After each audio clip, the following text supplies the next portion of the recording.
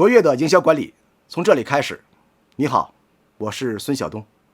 从这个章节开始呢，给大家进入我们的开盘前准备阶段的一些管理心得的一些解析。之前给大家分享了第二个章节，也是我们这个开发体系里第一部分内容，是我们的项目定位阶段的，就是如何做一个项目定位，在项目拿地决策，在项目的这个产品决策，以及我们项目经营开发我们计划制定的营销战略的这个制定的一些内容。那么从这个章节开始，我们进入到了一个开发的第二阶段了，这是我们开盘前准备阶段营销要关注的一些内容。开盘是我们每个营销最重要的一个核心技术。那么开盘前准备是我们打好开盘这个战役的一个最重要的一个核心环节。不打无准备之战一定要确保我们的开盘前准备充分。我记得那时候在万达工作在开盘前我们有一个销项计划清单一个开盘前要有228项销项技术空单。把这些清单销项完毕之后了，你的开盘就会有一个非常好的一个结果。所以我们说营销工作是套系统工程，是需要我们的管理的精细化，需要我们在分支管理节点上面不停的去总结不停的去督办，不停的去销项，才能实现最终目的达成。所以我们说营销是门科学，是门技术，希望大家在这个环节掌握这些知识，为我们的开盘打下基础。那么开盘前准备阶段，我们要关注3个技术核心第一个核心呢，就是我们项目的年度计划。上一节课呢，老师给大家分享了一个项目的整体的开发营销计划，3年、5年开发周期，我们营销如何匹配如何保证现金流安全。那么我们这个章节讲的计划是按年来做的因为我们地产开发、地产管理都是以年指标完成作为一个重要的关键节点，所以我们的营销工作也匹配成每年要干什么事情第二个就是我们开盘前工作计划清单，苏老师提到的228项准备清单，到底这些清单是解决什么作用的，里边涵盖什么内容。第3个核心点就是我们的品牌落地期推广执行。一般呢，在这个时间的话呢，就是一个项目一般拿完地了到售楼处开放结束。拿地到售楼处开放，这是接触客户，这个有的企业有100天，有的企业呢有200天，不同的企业管理是不一样的。我们就拿一个标准的100天来做，就是我们说的开盘前准备期这100天，我们在售楼处开放之前，没有产品面试之前，我们在市场方面要做哪些动作？比如说万达要做一些中国行是吧？带着意见领袖，我们的媒体、政府的官员去其他的万达广场去看一看比如说我们的企业丰碑展是吧？租一个临时的展馆，要介绍一下企业项目的一个前身的一个企业的一个背景比如说我们做一个开工仪式要庆祝一下，请市长、市委书记来站台，保证这个项目出现一个重大的事件终于这个企业来这边建项目了，提前给客户一个心理的一个预期，让他关注我们项目后续的动作。所以我们说，一般在项目开盘前准备阶段要关注如下3个我们叫做里程碑节点，又叫一级节点。那么我们逐一给大家讲一讲这3个里程碑节点的内容是什么。第一节课，项目年度营销策略方案以及年度计划的制定。那么在这个章节里边，我们要分为4个知识点第一个知识点就是项目年度货值货量计划，第2个是项目年度营销目标计划，第3个是项目年度的营销推广计划，第4个就是项目年度营销费用计划。这4个计划这是跟我们上一章节我们讲全盘的计划逻辑是相通的。我们所有的企业制定计划、监督执行计划都是遵循一个逻辑的，房地产也是一样的我们的营销更是一样的。全中国所有的开计划会、月度会以上的会议都会要干一件事情，各项目把自己的本月的计划汇报一下。那你汇报计划的时候汇报什么内容呢？所以我们说任何一家企业做月度以上的计划的时候，都会用到一个模板。有没有经验的这个操盘手会找集团要模板，其实真正的有经验的操盘手不需要，它逻辑是一样的，跟我们年度计划、跟我们的这个全盘的计划是一样的，分为4个维度。第一个维度是盘货，货值货量关系只有货值货量关系盘清楚了，才会能制定下一步的作战计划，是吧？我有10万个这个士兵，我能打一个歼灭战。我有1000个士兵，我能打个阻击战，我有10个士兵，我能打一个这个袭扰战。所以我们的你的军备就决定了你的营销的这种战略的一个制定。所以我们第一个就是军备，要盘货，你有多少货10个亿还是8个亿的货。第二个什么呢？定指标，我要卖多少货。第三个就是我如何去卖好这个货。第四个，你要给我多少费用去保证这个货宣传推广、按场接访能够实现。所以我们说，一个营销管理逻辑是从前到后，从产品到计划，从计划到实施计划，然后再到支撑支持，它4个维度内容。所以我们做年度计划的时候，也是从这4个维度来展开的。首先讲第一个项目年度货值货量计划。年度营销策略方案是全盘方案的阶段性体现，与全盘方案区别在于更侧重于具体执行。上一章节讲的是整体的方案指标分解，我们全盘方案更关注的是指标的分解，但是我们年度计划方案更关注的是分解的指标如何去落地执行，确保方案有效的落地。那么我们一个项目的营销 PPT 老师讲过了，是分为4个章节的，大1、大2、大3、大4。大1一定是盘货。孙老师不对我们集团共发的那个计划里边，大1是市场数据分析其实市场数据分析不是大1是0，是附件。让我们的领导在看你的 PPT 的时候，要了解这个城市的市场状况通过其他项目的供求关系推盘的这个销售去化周期来推算一下你的项目在这个城市里边属于什么样的一个地位，你的项目定什么样的指标是合理的。所以我们前面的市场分析它的总结很重要，一定要了解在总结那一胚里边写明白这个市场的库存、供求关系、去化周期，以及我项目在这个市场里边的地位是好货还是差货，是吧？地段是好是不好，我们的流量就能判断出来了。这个市场总体的流量一年要卖6000套这样的房子，那你这个项目整体要1000套，那卖到10%的市场占有率，600套就是比较合理的前面这个市场分析是给我们决策人对你项目、对你的 PPT 做判断的一个判断依据，所以市场数据分析的结论很重要，一定要跟我们要讲述的 PPT 内容1、2、3、4要匹配得到。大1是盘货梳理产品的优劣性及规模，确定指标的区间。我有10个亿的货，都是 A 货，今年定7个亿的指标，是吧？这些货是3月份取证还是9月份取证？如果3月份定7个亿没有问题，如果9月份的话，那只能定4亿5、5亿，是吧？它的静态管理和动态管理，已推已售、已推未售以及未推未售的计划关系一定要盘清楚。第二个，指标制定及分解，定了7个亿的指标了，把它合理的分解到月周天根据我们的市场的去化的这种习惯这个去化周期，哪个地方好卖，结合我们企业的支付计划、现金流安全根据市场的竞争的这种需求，以及我们企业自身的这种现金流需求来制定我们的指标分解合理性。所以这个章节里边必须要带2个附件，第一个市场的去化周期，每个月卖多少货，是吧？春季好卖还是秋季好卖？第二个附件是什么？项目现金流计划，这公司什么时间缺钱，什么时候支付，我这时候卖房子是合理的第三个，技术中的支撑，老师讲过了，我要想卖货，我要需要什么到访什么签约条件呢？需要什么推广什么样的活动把这些动作匹配上。第4就是费用计划，我们做这些活动、做这些推广要花多少钱逐一匹配性价比关系，包括我们的这个货值货量关系，以及我们的费用费效比通过这大体的4个维度的梳理，让我们所有观看 PP 的人知道你是什么样的一个逻辑。所以营销管的是逻辑，逻辑清晰的人，你的工作才会有的放矢所以我们大家记住一点你的 PPT 一定要自己写，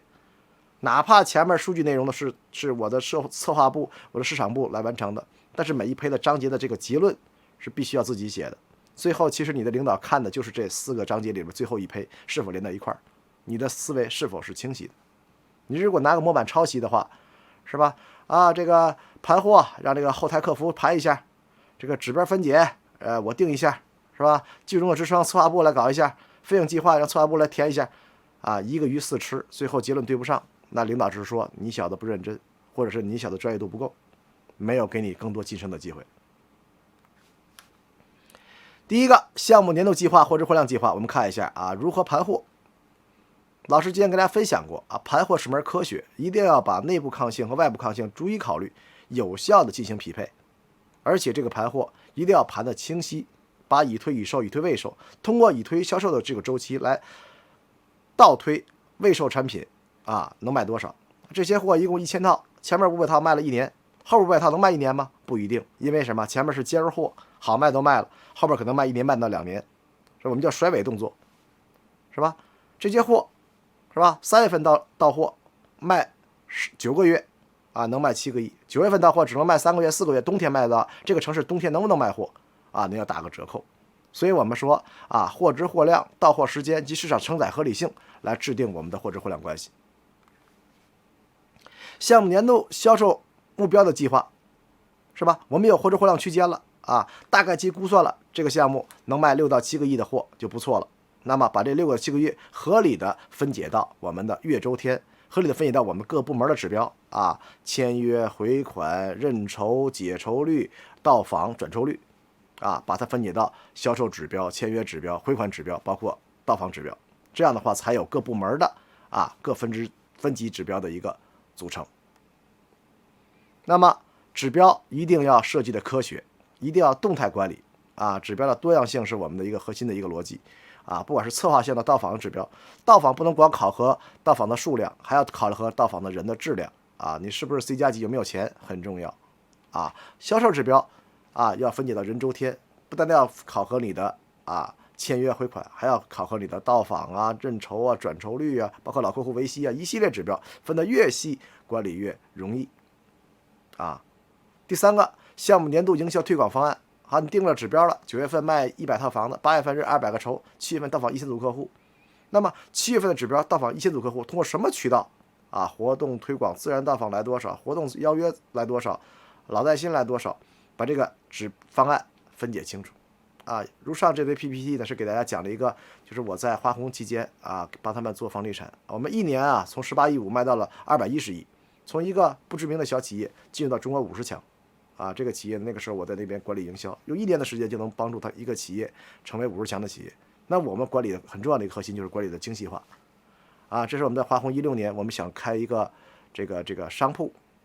商铺的话呢，我们想卖100套商铺，那么5月21号开盘，那么5月14号到21号之前2周的时间认筹，要认200个筹，考核你5月14号的指标就是认筹量。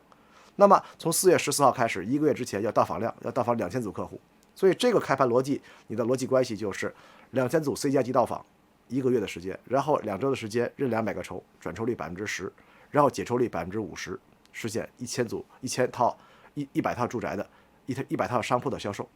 所以它的 A 级指标就是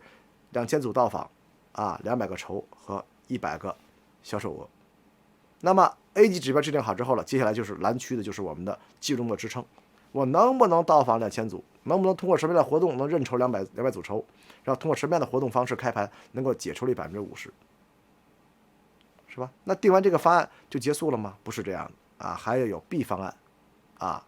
就一旦我们发现到访的客户意向度非常高，那 B 方案跟 A 方案的区别就是我们把5月7号的活动直接生筹了，留出充裕的生筹时间，是吧？筹量大了，我们转筹率价格可以卖贵一点，是吧？或者说我们推货量不是100套了，卖150套了，是吧？这是我们激进版的方案。那么再加一个什么 C 方案，保守版方案。一旦发现前期到访量客户意向度不是很高，是吧？筹量没认到200个筹怎么办呢？把开盘节点向后延1周，开盘那天的活动变成一个生筹活动，增大客户接触，延长认筹时间，来确保能够转化100套房子。所以我们说，其实我们的管理计划定制下来了，还要把我们的 B 计划和 C 计划、激进版的和保守版的计划也一并制定下来。这样的话，市场变化之后才会不会慌乱，才能有计划、有步骤的去调整我们的后续的执行方案，确保最终目标的达成。所以我们说，指标的制定以及技术动作分解是考验每一个操盘手的一个技术能力，需要大家有多年的经验总结，而且要有应变不同产品市场的一个能力和方法。那么你的动作制完之后了，那么匹配动作就是你的花钱了。会不会花钱也是一个操盘手很重要的一个技术动作年度营销费用计划。一般我们年度费用计划就是我们每个项目的考核1年的营销费用，大体上中国就是基本是2.5或者是3这个区间之内是属于标准值。我们说这是直接费用啊，其中2.5%呢是很多标杆企业通用的这么一个数值，就是你的销售额乘以2.5%，就是你这个年的年度的销售计划啊，销售的营销费用的计划。那么你2.5%里边含什么内容呢？大体上啊分为3个维度内容，其中1%是你的人员工资成本啊，你得发工资发提成啊，是吧？一般标杆企业呢4%，整个全年销售计划指标的4%是你的人员工资的成本，就是你一个销售处里要雇多少人，这个行业是有固定的，就是你销售额的4%是发工资的钱。孙老师，按常我想跑人海战术，我想雇一些个这个量大的销售员，是吧？别人家都6个，我们家能不能配12个，能不能配18个？可以。你要挑什么？挑你的这个营销费用的占比，不能4%了，6%、8%，人员工资。这样调过之后的话，公司才给你计划，你才有这个钱去招聘这个人。啊，孙老师，我不想雇这些3000块钱的职业顾问，我想雇8000块钱的高级职业顾问或者职业主管来卖房子，可不可以？可以，你得把工资这项留出来。啊，一般我们的1%的直接费用就是人员直接费用，4%的工资，6%提成。但是现在啊，融创很多城市营销，他们的销售一体化，养了很多的自己的拓展团队，所以它2.5%的整体费用不变的情况下，已经达到了1.8%、1.7%的费用全部在于人的身上。所以他们就是拿人海战术，靠人来推广拉客来实现成交的。所以不同企业的营销的配比是不一样的。老师讲的这个营销费用的组成是一个全中国通用的一个模式，2.5%，其中1%是人的直接费用，4%的工资，6%提成，还有1%是我们的推广直接费用啊，包括活动内容，包括我们的这个推广的这个媒体的内容啊，这是1%。另外5%是物料道具啊，你要印制一些个推广啊、宣传、买些礼品呢，5%啊，这个营销费用的组成以及分解到每一个技术动作当中去的这个分解能力，也是我们操盘手必须要掌握的能力啊。那么我们说，在年度计划制定的这个环节里边，我们关注什么内容啊？第一看指标是否合理，定高了很容易放弃，定低了没有压力，人无压力轻飘飘。2看动作是否有支撑啊，就是你的这个技术动作是否能达到我们的预期，你的活动啊，你的推广内容是不是跟你的指标相关的，到访量啊、筹量啊、解筹率啊，是不是相关的，是不是合理。第3看资源是否到位，就是你能不能整合内部外部的资源，能保证这个动作执行有效。第一个看费用是否充足，就是你的营销费用是否到位，是否公司给你费用支撑啊，这4点核心逻辑